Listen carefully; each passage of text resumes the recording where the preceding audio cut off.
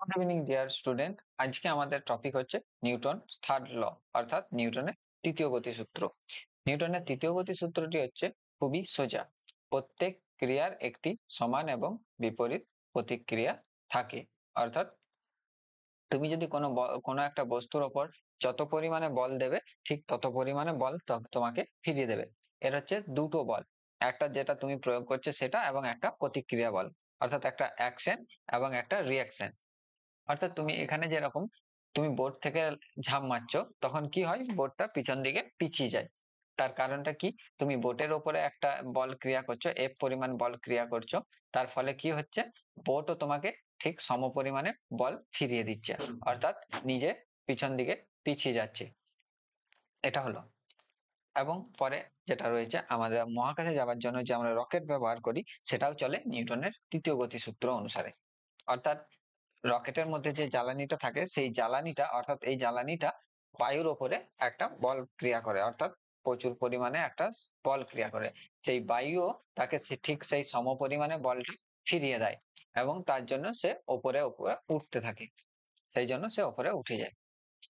এবং তোমরা যখন সাঁতার কাটো, এখানে যেমন এই ব্যক্তিটা সাঁতার কাটছে, তার পায়ে এবং হাতে চারটে, একটা হাত, দুটো হাত এবং দুটো পায়ে মিলে যে ওই জলের ওপরে একটা বল ক্রিয়া করছে, এই যে ফোর্স বাই সুইমার, অর্থাৎ ওই জলের ওপরে যে সাঁতার কাটছে সেই ব্যক্তিটা প্রয়োগ করছে। আর ঠিক সেই সমপরিমাণ বল সাঁতার জল জল সেই ব্যক্তিটার উপর প্রয়োগ করছে, তার ফলে সে সামনের দিকে এগিয়ে যাচ্ছে। আমরা যখন এখানে জানবো যে একটা কামান যখন গুলি ছুঁড়ছে, ঠিক যত পরিমাণে বল প্রয়োগ করে, বারুদের দ্বারা বল প্রয়োগ করে সেই গুলিটা ছুড়ে যাচ্ছে, এবং ঠিক তত পরিমাণে বল সে তত পরিমাণে বল ক্রিয়া করছে, তার জন্য সে কামানটা পিছিয়ে যাচ্ছে। ঠিক সেরকমই বন্দুকও তুমি যে গুলি ছুঁড়লে, সেইটা ওই বন্দুকটা পিছন দিকে পিছিয়ে যায়। এবং তোমরা যদি এটা বলতে পারো যে এই মাথায় ডাউটটা আসে যে বলটা তো অনেক দূর, এই যে গুলিটা তো অনেক দূর চলে যায়, কিন্তু বন্দুকটা সামান্য পিছনে আসে কেন?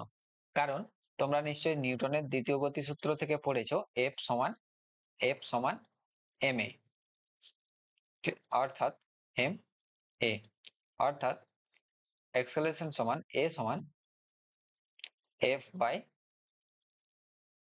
এম। অর্থাৎ তুমি যতটা বল করছো, সে বল প্রয়োগ করছো, সেটা বস্তুর ভরের উপর নির্ভর করছে, অর্থাৎ গুলির আয়তনের উপর। গুলির যে ভরটা থাকে, তার তার তুলনায় বন্দুকের ভরটা অনেক বেশি, তাই সামান্য পরিমাণে পিছিয়ে যায়।